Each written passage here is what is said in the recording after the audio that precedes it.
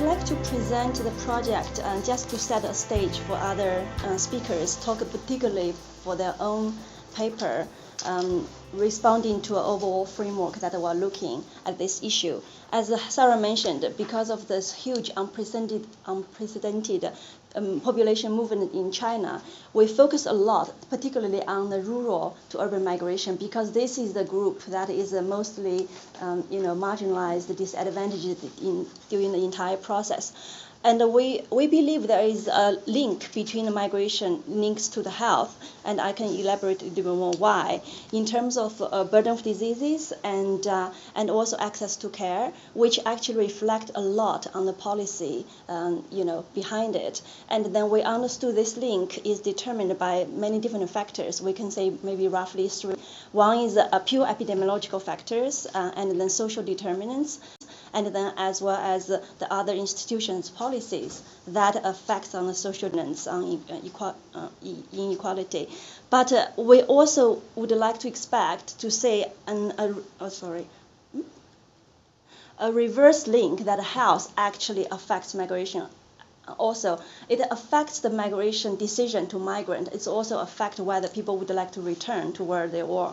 So in fact, for us is really to zoom in to really understood how these two things are affecting each other in a very complex way in the context of Chinese society, given its history, given the all the other policies, and then how the society has evolved over time during this amazing urbanization process.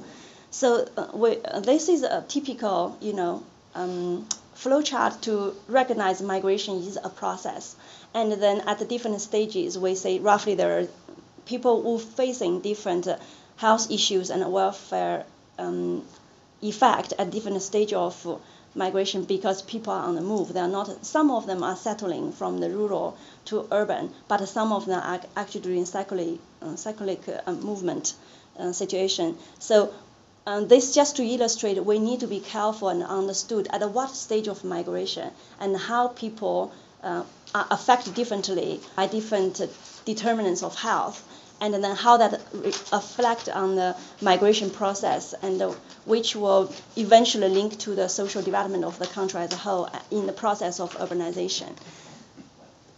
So with that, we actually had, Sarah talked about, we had a much larger project, engage many papers, commentaries. For those, we're trying to really have a clear understand how the different papers or research are coming together.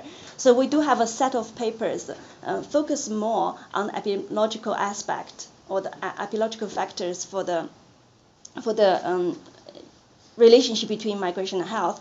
Those including a general paper on burden of disease, and also we have a paper on infectious diseases, for which Professor Tak would talk about. And occupational health is also a huge problem. Mental health, reproductive health, and the left behind children, which has something to do with nutrition and social well protection. It's mental health as well.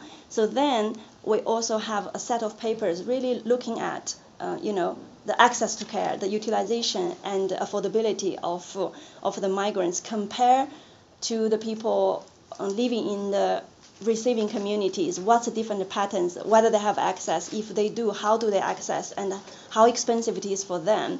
And this will actually point to the broader social security system issues. Why migrants, when they move to urban area, they would not have, normal coverage, which they had when they were living in their own residence area, and how this really point to the health system issues and the broader social security issues. We know health is just one aspect of a complexity social phenomena. It's not only about health, it's about education, it's about income, it's about equality, it's about anything else you can think of that the social policy would have an implication on that. Then we have commentaries which take shorter space but important to address the issues that accompany with the process, including the migration and environmental issues, especially the living patterns of migrants and how that affects their health. and also the spatial pattern of migration, and also the spatial transmission patterns, and how do we use the spatial analytical techniques to understand migration health, and as well as what has been take a stock what has been the research on migration, and where is the gap, and where is the next directions for the future research. Then we do have papers taking an international aspect. Particularly, we have a case for Thailand, how Thailand using the longitudinal data system to track migrants from where they are, to understand how they have been exposed to different risk factors, in different dimensions, and what that implies for China for its future research. Then we do have a paper coming from colleagues of IOM, particularly looking at the people migrating into China and the people going out from China, so that we actually can have a much more comprehensive picture, understood different nationalities and different patterns of move, how that implies to our policy. And then we have another paper really taking all this into the political economy lens to understand, if there's so much inequality and social justice, why it hasn't happened? Who has a voice to say what? What is the voice that presented or can be heard by the migrant population? Why they are so unique? Why they has to be stuck at the bottom of the social ladder?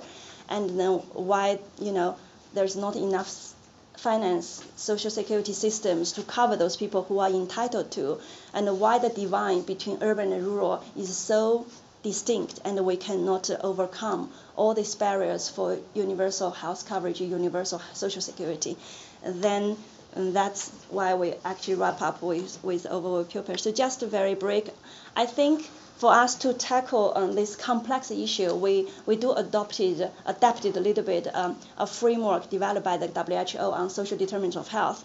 So when we look at health, the immediate determinants are the factors like material circumstances, your access to food, living standard, and then psychological well-being, and also the behavior factors, whether you have enough health knowledge to guide good health habits, and what is your biological factors other affect you, and then the whole entire health system, whether you get coverage, and then how they make the services affordable and accessible and in good quality.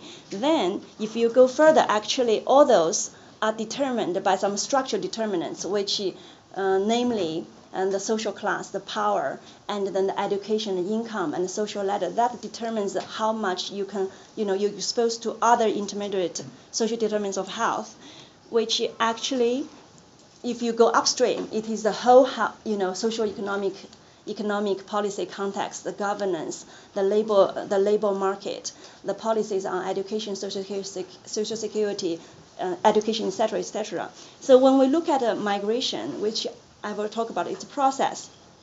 We know during the process of migration, there are reasons why people want to move. They would like to have better livelihood. That would have an impact on the different intermediate factors. Would increase your income, would give you different access to education, good food perhaps, but then at the same time, because normally for China, people moving from rural to urban, they are relatively poor. And then they have to really live in the urban area where the living cost is very high. That actually limits them to have access to good housing. And then because they could not put their house insurance with them, given the segmented health system, they would not able to access to care. So there's a lot of issues that makes this connection between migration to the intermediate social factors. Then that eventually would also affect where they are in the social ladder, whether they had a better power, whether they had a better opportunity of job, good education, income, that again have a feedback loop on the social determinants of health. And then the broader market, social economy, social policy would have an impact on whether they migrant or not.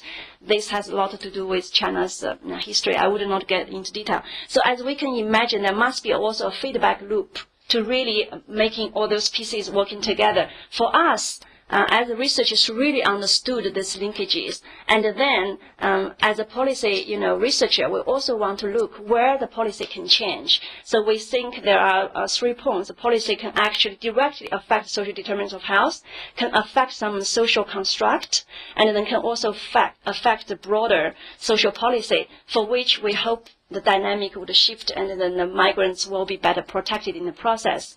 It is for the benefit of the nation, for the longer term, development. So I will leave it for here, and I will come back to give some summary about what we've learned through the project in terms of knowledge gap, the policy implications, and then some policy debate we want to engage with to start. Okay.